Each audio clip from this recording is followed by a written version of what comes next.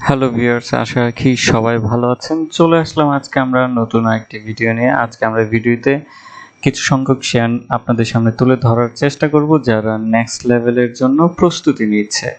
তো আশা করি আপনারা ধৈর্য সহকারে পুরো ভিডিওটি আমাদের সাথেই থাকবেন এবং একটি কথা না বললেই নয়, শেয়ার বাজার ঝুঁকিপূর্ণ জায়গা, তাই জেনে বুঝে বিনিয়োগ করার চেষ্টা করুন এবং এখানে কোনো ধরনের বাই সেল নির্দেশনা দেওয়া হচ্ছে না।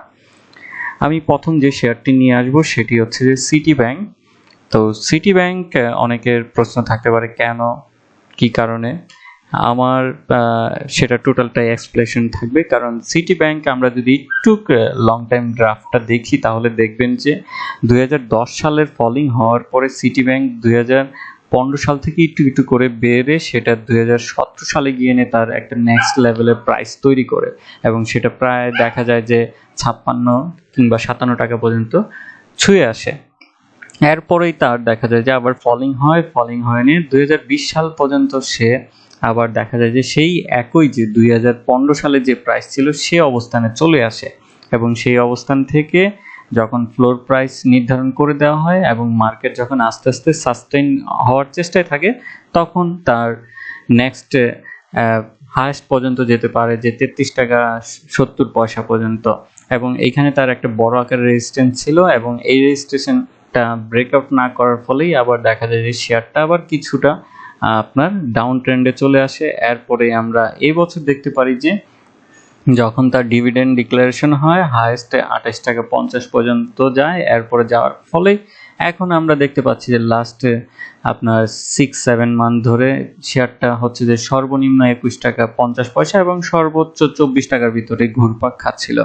এই শেয়ারের আমি কিছু পজিটিভ জিনিসগুলো বলি আপনাদেরকে। প্রথমত হচ্ছে যে বর্তমান বাজারে যে আমরা ব্যাংকের শেয়ারগুলো ম্যাক্সিমাম ফ্লোর প্রাইসে দেখছি, কিন্তু সিটি ব্যাংক এখন পর্যন্ত ফ্লোর প্রাইসের উপরে আছে, কিন্তু তার ট্রেডিং ভলিউমটা আমার কাছে সুইটেবল মনে হচ্ছে। কারণ তার ট্রেডিং যদি দেখেন নর্মাল টাইমেও একই ধরনের, এখন হয়তো কিছুটা কম, কিন্তু সে তুলনায় আমার কাছে মনে হচ্ছে যে একটা ওয়েল পারফরমেন্স করে যাচ্ছে। হয়তো প্রাইস খুব বড় আকারে হাইপ দিচ্ছে না, আবার বড় আকারের নিচের দিকেও যাচ্ছে না।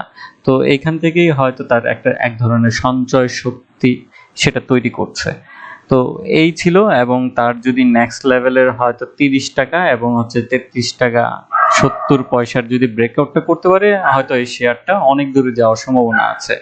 এবং এই শেয়ারটা আমি এতটুকুই বলবো যে ভবিষ্যতের জন্য কেন ভালো একটা হতে পারে। প্রথমত হচ্ছে যে দেখেন বর্তমান বাজারে যে ডিভিডেন্ড ইল্ড দিয়ে থাকে সিটি ব্যাংক, এবং সিটি ব্যাংকের যে প্রত্যেক বছর যে আপনার ডিভিডেন্ডগুলো আসে সেটা কিন্তু স্টক এবং ক্যাশ মিলিয়ে ভালো একটা ডিভিডেন্ড চলে আসে এবং এই স্টকটা জমে কিন্তু আপনার স্টক নাম্বারটা বাড়ছে।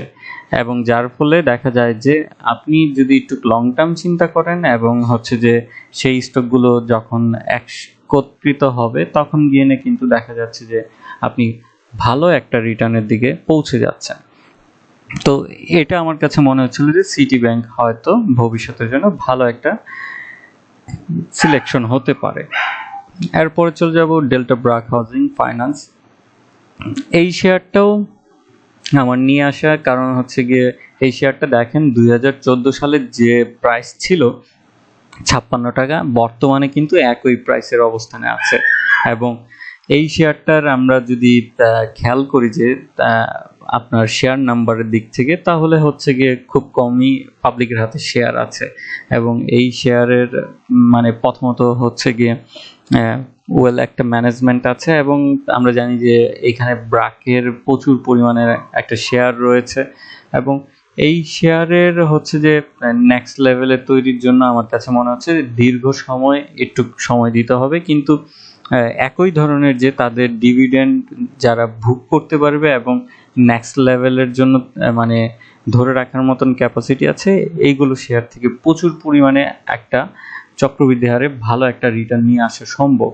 এবং আমার কাছে কেন জানি মনে হচ্ছে যে বারবার এই শেয়ারগুলো বর্তমানে যে প্রাইসে আছে সেটা আসলে হয়তো ভবিষ্যতে আগামী 2-3 বছর বাদে এই ধরনের প্রাইসে আমরা দেখতে পাবো না। আর সিটি ব্যাংকের আমি আরেকটু ছোট করে কথা বলি যে আমাদের স্টক মার্কেটের যে যদি টপ 10 কোম্পানি থাকে যে যাদের ফরেন ইনভেস্টর সংখ্যাটা বেশি, তার মধ্যে কিন্তু সিটি ব্যাংকের ফরেন ইনভেস্টরের সংখ্যাটা এই 10টার মধ্যে একটা কোম্পানি। তো এই কারণে যে ভালো মানে ইনভেস্টররা কিন্তু ভালোভাবেই আপনার দেখে বুঝে তারপরে সিলেকশন করে। এই ছিল আমার কাছে দুটো কোম্পানি যারা হচ্ছে যে ভবিষ্যতের জন্য হয়তো প্রস্তুতি নিচ্ছে ভালো কিছু করার জন্য। এবং আরেকটা যেটি কোম্পানি রয়েছে সেটি হচ্ছে যে আমার কাছে মনে হচ্ছে যে সিঙ্গার বিডি নাম্বার অফ শেয়ারের দিক থেকে খুবই কম, এবং যদিও এই শেয়ারের হচ্ছে যে আমরা ন্যাবের পরিমাণ কম দেখতে পাচ্ছি, এবং তাদের যে নতুন ম্যানেজমেন্ট এসেছে সেটাকে গুছানোর জন্য আমার কাছে মনে হচ্ছিল যে একটু সময় সাপেক্ষ লাগবে। এবং যখনই তারা এন্ট্রি নিয়েছিল এর পরবর্তীতে তাদের আসলে যে কোভিড চলে আসে, দ্যাটস ওয়াই হচ্ছে যে শেয়ারটাতে এক ধরনের মানে ধাক্কা খায়। এবং পাশাপাশি যেটা হচ্ছিল যে এই শেয়ারটিও যদি একটু লং টার্মে দেখার চেষ্টা করি তাহলে দেখবেন যে তাদের বর্তমান প্রাইস এবং হচ্ছে যে আজ থেকে দীর্ঘমেয়াদের যে আপনার 2015-16 সালের, দেখুন 2016 সালেও তাদের 138 টাকার দিকে প্রাইস ছিল। তার মানে এখনো আমরা এই শেয়ারটা খুবই ন্যায্য মূল্যে পাচ্ছি। তো কেনই বা আসলে এই শেয়ারটা এই জায়গায় পড়ে থাকবে? তো আমার কাছে মনে হচ্ছিল যে তাদের বিজনেস আস্তে ধীরে ধীরে যখন তাদের গ্রোথটা বাড়বে এবং পাশাপাশি হচ্ছে আরেকটু গুছিয়ে নিয়ে আসতে পারবে, এই শেয়ারগুলো হয়তো আমাদের ভবিষ্যতে তখন ধরে রাখাটা অনেক টাফেস্ট হয়ে দাঁড়াবে। এর মধ্যে হচ্ছে যে এই শেয়ারটা আমি যদি দেখি তাদের নাম্বার অফ শেয়ারের সংখ্যাটা খুবই কম। একটু ওয়েট করবেন, আমি আপনাদেরকে দেখানোর চেষ্টা করব। সিটি ব্যাংকের টোটাল নাম্বার অফ শেয়ার হচ্ছে গিয়ে 9,10,00,000। তো আমাদের মার্কেট সাইজ হিসেবে সেটা অ্যাজ এ কোম্পানি হিসেবে খুবই কম। আবার অন্যদিকে যদি আমরা ডিবিএসটা দেখার চেষ্টা করি, ডিবিএস এরও হচ্ছে গিয়ে আপনার 19 কোটি শেয়ার, এবং যেখানে সবচেয়ে পাবলিকের হাতে কম রয়েছে মাত্র 2 কোটি শেয়ার। তো এটা সবচেয়ে ভালো একটা পজিটিভ দিক। এবং ফরেনের কাছেও কিন্তু 3.69 করোড় শেয়ার রয়েছে।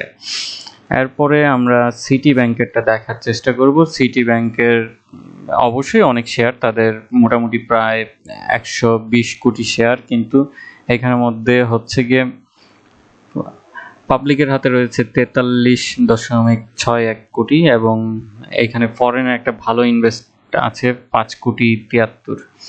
তো এই ছিল হচ্ছে যে এই 3টা কোম্পানি যাদের হচ্ছে ভবিষ্যতে হচ্ছে ঘুরে দাঁড়ানোর জন্য প্রস্তুতি নিচ্ছে আমার কাছে মনে হচ্ছিল।